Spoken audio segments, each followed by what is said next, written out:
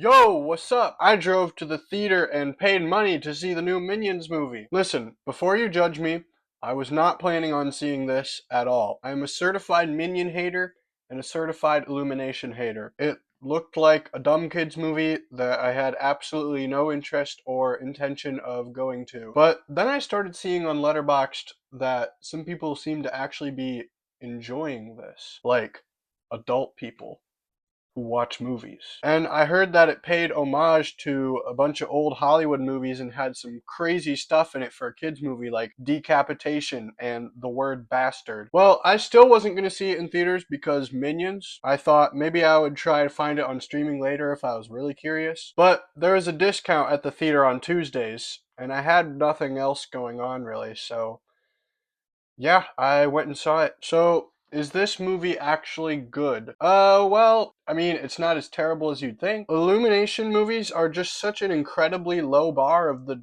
dumbest, most massively appealing kids movies there is, and they've really earned their reputation as a terrible animation studio with no artistic integrity. I mean, I thought they were fine when I was younger, but nowadays I just can't stand the babiness and super clean approachability of them. They're just meh. They're just for kids.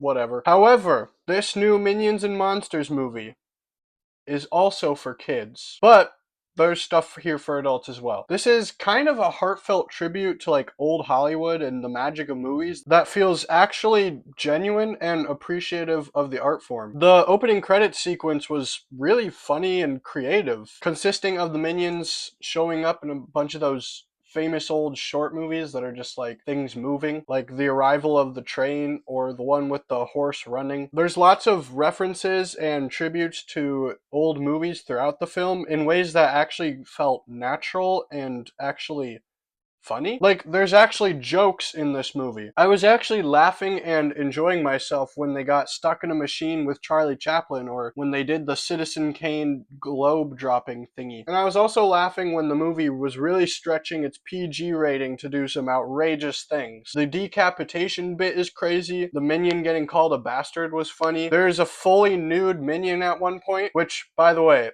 it's now confirmed that minions have no genitals. But one part that really got me was when two minions accidentally kissed while eating spaghetti. It wasn't even like the main focus of the shot. It was just kind of off to the side, and that made it even funnier. But there's also a lot of what you'd expect. A lot of dumb and slightly annoying minion humor for kids. When it came to the minions just doing stuff, I got bored and kind of tuned out a little bit. The kids in my theater seem to be enjoying it though, which makes sense because they are children. And children don't have nearly as sophisticated humor as me.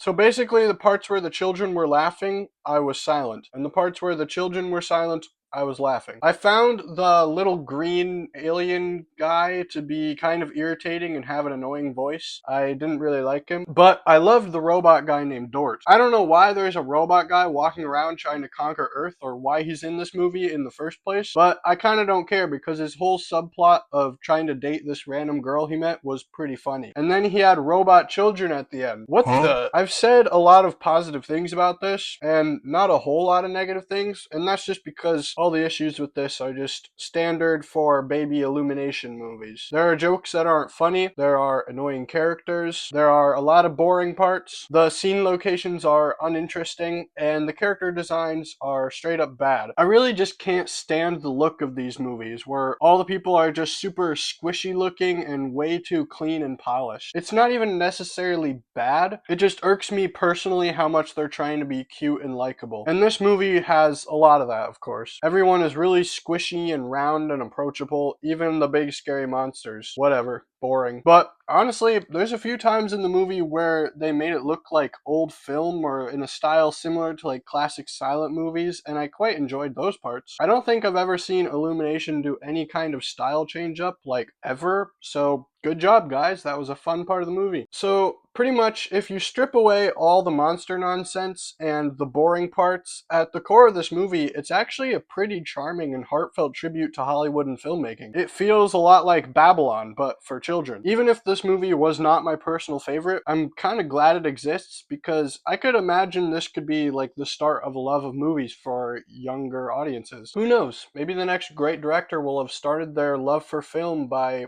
watching a Minions movie. Wow, what am I even saying? I'm gonna give this a solid 5 out of 10. It was actually not terrible, it was just fine. And for the record, it was a lot better than Supergirl, like significantly better. What a world we live in. I would recommend this if you have children who want to watch it with you. I would not recommend this if you are an adult like me. Unless you really like Minions, then to each their own, I guess. That is all I have to say about Minions and Monsters 2026. Oh wait, I forgot, the George Lucas bit was fun.